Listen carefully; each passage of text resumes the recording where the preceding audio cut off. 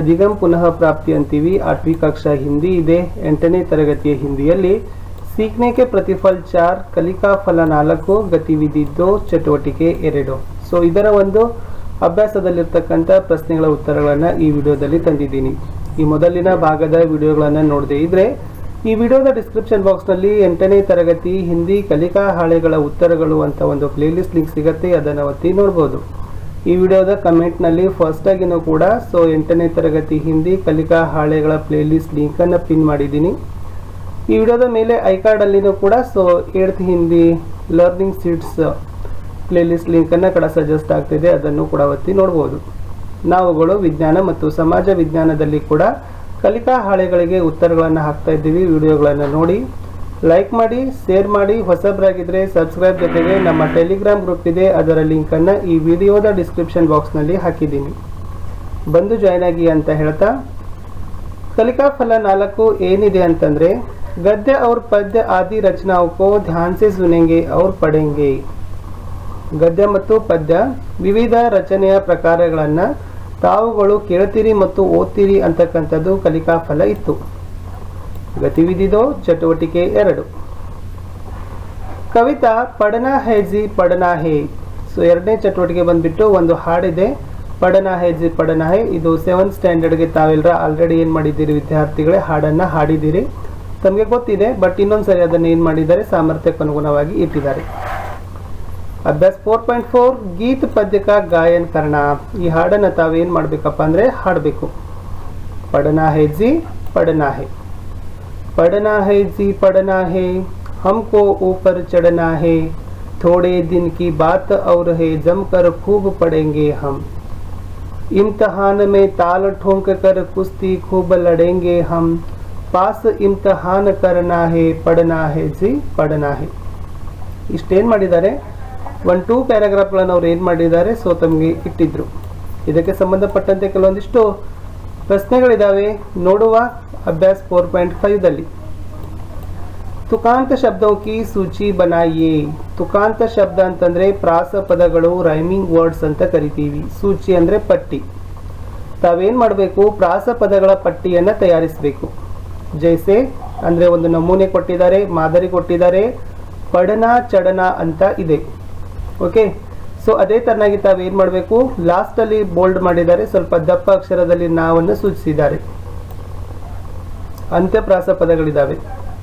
ಅದೇ ತರನಾಗಿ ತಾವು ಕರ್ಣ ಅಂತ ಬರಿಬೇಕಿತ್ತು, ಕರ್ಣಾಗೆ ಏನ್ ಬರಬಹುದಾಗಿತ್ತು, ಡರ್ನ, ಓಕೆ। ಸೊ ಇಲ್ಲಿನೂ ಕೂಡ ಕಡೆಗೆ ಇರ್ತಕ್ಕಂಥ ಅಕ್ಷರ ಏನಾದವಪ್ಪ ಅಂದ್ರೆ ಸೇಮ್ ಇದಾವೆ। ಲಡನ ಇದೆ, ಸೊ ಲಡನಾಗೆ ಏನು ಬರ್ದಿದ್ದೀವಿ, ಮರಣ, ಸೊ ಕಡೆಗೆ ಇರ್ತಕ್ಕಂಥ ನಾನು ಕೂಡ ಅಕ್ಷರ ಒಂದೇ ಇದೆ। ಬತಾನ ಅಂತ ಇದೆ, ಸೊ ಬತಾನದ ಏನು ಬರ್ದಿದ್ದೀವಿ, ದಿಖಾನ, ಕಡೆಗೆ ಇರ್ತಕ್ಕಂಥ ನಾವರ್ಣ ಕೂಡ ಒಂದೇ ಆಗಿದೆ। 4ನೇದು ಚಲನ ಇದೆ, ಸೊ ಚಲನಾಗೆ ಪ್ರಾಸಪದ ಇರ್ತಕ್ಕಂಥದ್ದು ಸುನನ, ಅಂತ್ಯದಲ್ಲಿರ್ತಕ್ಕಂಥ ನಾ ಏನಾಗದಪ್ಪ ಅಂದ್ರೆ ಒಂದೇ ಆಗಿದೆ। ಇವೇ ಇದ್ದು ತುಕಾಂತ ಶಬ್ದಗಳು ಅಂತ ಕರಿತೀವಿ। ಕರ್ಣ, ಡರ್ನ, ಲಡನ, ಮರಣ, ಬತಾನ, ದಿಖಾನ, ಚಲನ, ಸುನನ, ಇದಿತ್ತು ಅಭ್ಯಾಸ 4.5ದಲ್ಲಿ। ನೆಕ್ಸ್ಟ್ 4.6 निम्नलिखित शब्दों का वाक्यों में प्रयोग करके पढ़िए। ಈ ಕೆಳಗಿನ ಶಬ್ದಗಳನ್ನು ವಾಕ್ಯದಲ್ಲಿ ಬಳಸಿ ಅವುಗಳನ್ನು ಓದಲಿಕ್ಕೆ ಹೇಳಿದ್ದಾರೆ। ಅವರೊಂದು ಉದಾಹರಣೆ ಕೊಟ್ಟಿದ್ರು, ಪಡನ ಅಂತ, ಪಡನ ಹೈ ಜಿ ಪಡನ ಹೇ, ಆಲ್ರೆಡಿ ಅದನ್ನ ಏನಾಗದ ಪದ್ಯದಲ್ಲಿ ಸಾಲು ಬಂದದ। ಅದೇ ತರನಾಗಿ ಇಮ್ತಿಹಾನನ್ನ ಏನು ಬರಿಬಹುದು, ಎಸ್, ಇಮ್ತಿಹಾನ ಮೇ ತಾಲು ಠೋಂಕಕರ್ ಅಂತಕ್ಕಂಥ ಒಂದು ಸಾಲು ಬರುತ್ತೆ, ಅದನ್ನು ಕೂಡ ತಾವು ಈ ವಾಕ್ಯವನ್ನ ಶಬ್ದವನ್ನ ಬಳಕೆ ಮಾಡಿ ಓದಬಹುದಿತ್ತು। ಜಮ್ಕರ್ ಅಂತ ಇದೆ, ಸೊ ಜಮ್ಕರ್ಗೆ ಏನಾಗ್ತದ, ಜಮ್ಕರ್ ಖೂಬ್ ಪಡೆಂಗೆ ಹಮ್, ಹಮ್ಕೋ ಅಂತದಿದೆ, ಹಮ್ಕೋ ಈ ಶಬ್ದವನ್ನು ವಾಕ್ಯದಲ್ಲಿ ಬಳಕೆ ಮಾಡಿದಾಗ ಏನಾಗ್ತದ, ಹಮ್ಕೋ ಊಪರ್ ಚಡನಾ ಹೇ। ಕಡೆಗೆ ಇತ್ತು ಪಾಸ್ ಅಂತ ಇದೆ, ಎಸ್, ಪಾಸ್ ಇಮ್ತಿಹಾನ್ ಕರ್ನಾ ಹೇ।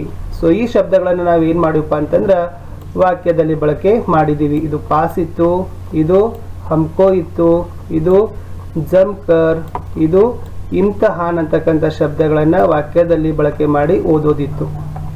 ನೆಕ್ಸ್ಟ್ 4.7 निम्नलिखित प्रश्नों के उत्तर पढ़कर लिखिए। ಈ ಕೆಳಗಿನ ಪ್ರಶ್ನೆಗಳನ್ನ ಉತ್ತರವನ್ನ ಓದಿ ಬರೆಯಿರಿ ಅಂತ ಹೇಳಿದ್ದಾರೆ।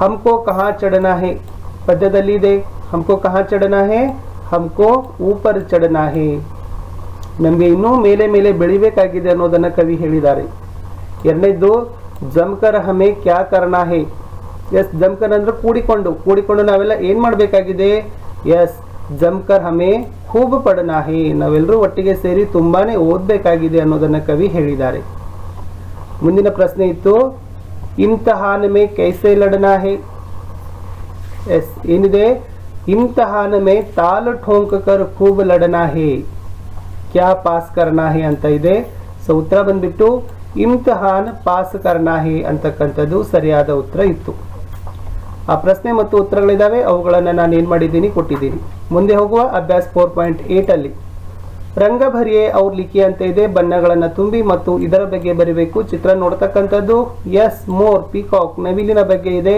ಈ ನವಿಲಿನ ಬಗ್ಗೆ ತಾವೇನ್ ಮಾಡಬೇಕಿತ್ತು ಬರಿಬೇಕಿತ್ತು ಸೊ ಫಸ್ಟ್ ಲೈನ್ ನಲ್ಲಿ ಏನ್ ಬರ್ದಿದ್ದೀನಿ मोर भारत का राष्ट्रीय पक्षी है नविलु भारतದ राष्ट्र पक्षी मोर बहुत ही खूबसूरत पक्षी है यस नविलु ತುಂಬಾ ಸುಂದರವಾದ ಪಕ್ಷಿ मोर के पंख आकर्षक होते हैं ನವಿಲಿನ ಗರಿಗಳು ತುಂಬಾ ಆಕರ್ಷಕವಾಗಿರ್ತವೆ मोर को पक्षियों का राजा भी कहा जाता है ನವಿಲನ್ನ ಪಕ್ಷಿಗಳ ರಾಜ ಅಂತನೂ ಸಹ ಕರೀತಾರೆ ಕಡೆಗೆ मोर बारिश में पंख फैलाकर नाचता है ನವಿಲು ಮಳೆಗಾಲಿನಲ್ಲಿ ಗೆರೆಗಳನ್ನ ಅಂದ್ರೆ ರೆಕ್ಕೆಗಳನ್ನ ಬಿಚ್ಚಿ ಏನ್ ಮಾಡ್ತದಪ್ಪ ಅಂದ್ರೆ ಕುಣಿತದ ಅಂತಕ್ಕಂಥದ್ದು ಸೊ ನವಿಲಿನ ಬಗ್ಗೆ ಇರತಕ್ಕಂತ ಒಂದು 5 ಸಾಲುಗಳನ್ನ ನಾನು ಏನ್ ಮಾಡಿದ್ದೀನಿ ಬರ್ದಿದ್ದೀನಿ ಸೊ ತಾವುಗಳು ಕೂಡ ಏನ್ ಮಾಡಬೇಕಿತ್ತು ಆ ಚಿತ್ರಕ್ಕೆ ಚೆನ್ನಾಗಿರ್ತಕ್ಕಂಥ ಬಣ್ಣ ತುಂಬಿ ಆ 5 ಸಾಲುಗಳನ್ನ ಬರ್ದಿದ್ದೆ ಆದ್ರೆ ಕಲಿಕಾ ಫಲ 2ರಲ್ಲಿ ಚಟುವಟಿಕೆ 2ರಲ್ಲಿ ಇರತಕ್ಕಂಥ ಕೆಲಸ ಕಂಪ್ಲೀಟ್ ಆಯ್ತು